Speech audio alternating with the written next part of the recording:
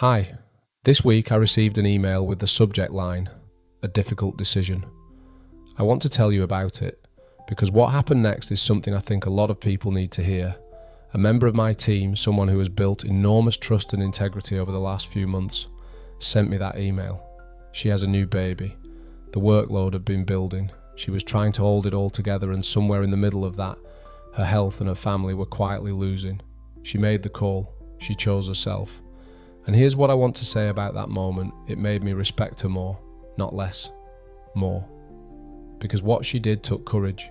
She could have kept going, kept people pleasing, kept showing up at full capacity on the outside while quietly burning out on the inside, and missing some of the most important and irreplaceable time of her life in the process. She didn't. She set a boundary. And in doing so, she gave me the chance to actually respond to what she needed, rather than what she was pretending she was fine with.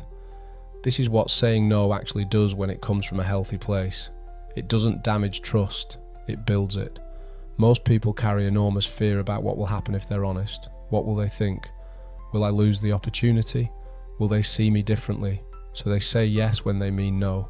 They absorb more than they can hold. They perform capability they don't currently have.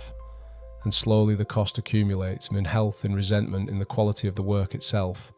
What they don't realise is that the person on the other side is often responding to a version of them that isn't real. And when the truth eventually surfaces, through burnout, through dropping standards, through just not being able to sustain it, the damage is always greater than the honest conversation would have been.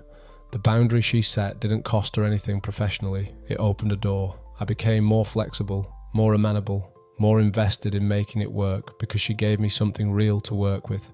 Courage in communication almost always returns more than it risks. We talk a lot about boundaries as if they're primarily protective, something you build to keep things out. But what I saw this week was something different. A boundary as an act of honesty.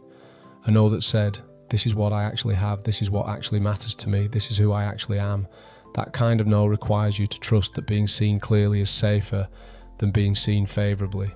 It requires you to value your own health and your own season of life enough to say so out loud.